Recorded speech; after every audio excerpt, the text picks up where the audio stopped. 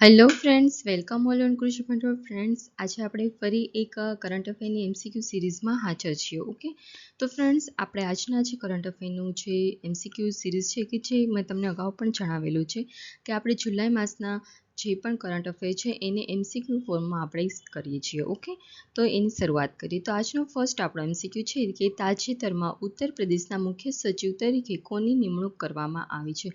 તો ઉત્તર પ્રદેશના મુખ્ય સચિવ તરીકે મનોજ કુમાર સિંહની જે છે એ નિમણૂક કરવામાં આવેલી છે. બરાબર છે. તો હવે વાત કરીએ મનોજ કુમાર સિંહ વિશે. તો મનોજ કુમાર સિંહ જે છે તે એક વરિષ્ઠ આઈએએસ અધિકારી છે કે જે 1988ના બેચના અધિકારી છે. બરાબર છે. દુર્ગાશંકર મિશ્રાના સ્થાને અત્યારે ઉત્તર પ્રદેશના મુખ્ય સચિવ બન્યા છે. બરાબર છે. અને આ જે મનોજ કુમાર સિંહ છે એ અગાઉ કૃષિ ઉત્પાદન કમિશનર, ઇન્ફ્રાસ્ટ્રક્ચર અને ઔદ્યોગિક વિકાસ કમિશનર અને ઉત્તર પ્રદેશમાં પંચાયતી રાજ વિભાગના વધારાના મુખ્ય સચિવ તરીકે પણ તેમની ભૂમિકાઓ નિભાવેલી હતી. ઓકે, ત્યારબાદ છે તાજેતરમાં ભારત સરકારે ભવિષ્યના રોગચાળા માટે ભારતની આરોગ્ય પ્રણાલીની સજ્જતાને એકીકૃત કરવા અને મજબૂત કરવા માટે કઈ સંસ્થા સાથે લોન કરાર પર હસ્તાક્ષર કર્યા છે?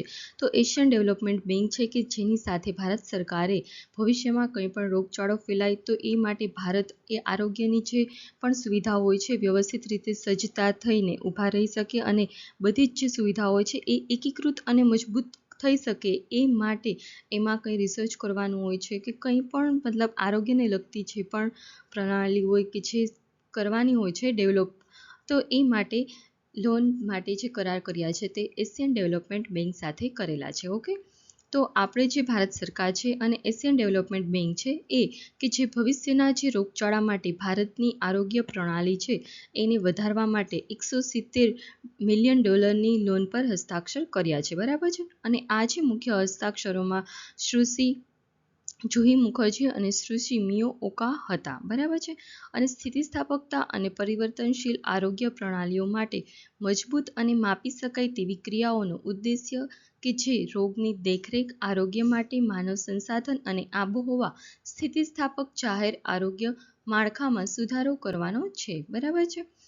રાષ્ટ્રીય આરોગ્ય નીતિ 2017 અને પીએમ અભિમ જેવી પહેલને સહકાર મળી રહે એ હેતુથી આપણે એશિયન ડેવલપમેન્ટ બેંક સાથે આ જે લોનના કરાર છે કે જે કરેલા છે. બરાબર છે. ત્યારબાદ નેક્સ્ટ, તાજેતરમાં સમાચારોમાં જોવા મળતા હેબ્રોસેસ્ટમ સ્વામીનાથન એ કઈ પ્રજાતિના છે? તો આ જે હેબ્રોસેસ્ટમ સ્વામીનાથન જે છે એ સ્પાઈડરની એક પ્રજાતિના છે. બરાબર છે. તો કાઇસ્ટ કોલેજ એટલે કે ઇરિન્જલાકુડાના સંશોધકોએ દક્ષિણ પશ્ચિમ ઘાટના સદાબહાર જે જંગલો આવેલા છે તેમાંથી 2 નવી કચરા નિવાસી જમ્પિંગ સ્પાઈડર છે કે જેની પ્રજાતિઓ છે જે શોધી કાઢેલી છે. બરાબર છે.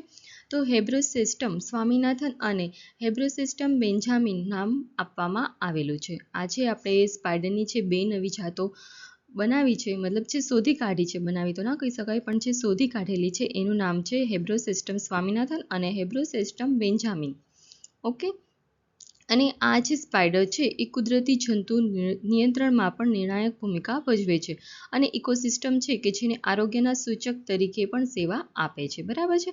તો આ છે હેબ્રોસેસ્ટમ સ્વામીનાથન MS સ્વામીનાથનનું સન્માન કરતી કુંતી નદીની નજીકથી મળી આવેલું હતું માટે એમનું નામ આપણે રાખવામાં આવેલું છે હેબ્રોસેસ્ટમ સ્વામીનાથન. અને જ્યારે હેબ્રોસેસ્ટમ બેન્જામિન કે જે તેના રંગબેરંગી પેચો માટે જાણીતો છે અને તે તુષારાગીરી ધોધ નજીકથી મળી આવ્યો હતો કે જેથી તેમનું ત્યાંથી જે સ્પાઈડર મળી આવેલો હતો તેથી સ્પાઈડર સ્પેશિયાલિસ્ટ સુરેશ પી બેન્જામિયાના નામ પરથી રાખવામાં આવેલું છે. ઓકે, ત્યારબાદ નેક્સ્ટ, તાજેતરમાં સમાચારોમાં જોવા મળેલી ચંદ્રવલ્લી ગુફા કયા રાજ્યમાં આવેલી છે? તો જે ચંદ્રવલ્લી ગુફા છે તે કર્ણાટક રાજ્યમાં આવેલી છે. બરાબર છે. તો હવે વાત કરીએ આપણે ચંદ્રવલ્લી ગુફા વિશેની. તો કર્ણાટકમાં ચંદ્રવલ્લી ગુફા એ સંકુલનું અન્વેષણ કરવાનું હતું કે જેને અંકિલ મઠ તરીકે પણ ઓળખવામાં આવે છે. બરાબર છે. કે જ્યાં શિવલિંગ સાથે પૂજા વિસ્તાર સહિત બહુવિધ ખંડો સાથેનું ઐતિહાસિક સ્થળ દર્શાવવામાં આવે છે. અને ખોદકામમાં હોયસાલા, સાતવાહન અને વિજયનગર જે રાજવંશ છે કે જેની કલાકૃતિઓ અને કદમ વંશના શિલાલેખ મળી આવેલા હતા. અને આ જે સાઇટ છે એમાં સંશોધન કરાયેલા સિક્કાઓ દ્વારા રોમ અને ચીન સાથેના જોડાણો પણ દર્શાવે છે. અને ઓર્ગેનિક પેઇન્ટનો યુઝ કરીને ચિત્રો પણ દર્શાવેલા છે. ઓકે, ત્યારબાદ નેક્સ્ટ,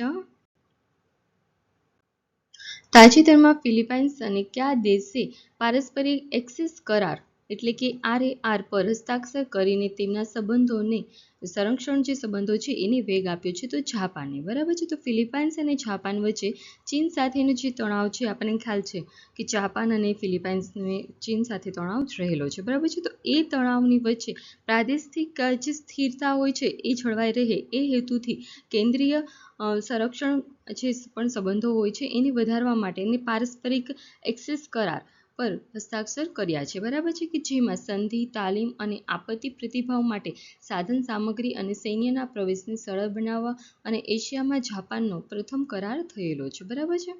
અને જે ફિલિપાઇન્સ અને જાપાનનું જે સંરક્ષણ છે કે જે પ્રધાનો સંરક્ષણ બંને દેશોના જે સંરક્ષણ પ્રધાનો હોય છે એમણે દક્ષિણ ચીન સાગરમાં ચીનની જે અડગ કાર્યવાહી છે એના સામે સહકારના મહત્વ પર પ્રકાશ પાડેલો હતો. બરાબર છે. અને આ જે કરાર છે એશિયામાં અમેરિકાના બે મુખ્ય સહયોગી દેશો વચ્ચેના સંરક્ષણ સંબંધને પણ મજબૂત બનાવે છે. ઓકે, તો ફ્રેન્ડ્સ, આપણું આજનો જે કરંટ અફેરનો લેક્ચર હતો એ ખતમ થાય છે. આપણે ફરી મળીશું નવા વિડીયોઝમાં. Okay, thank you.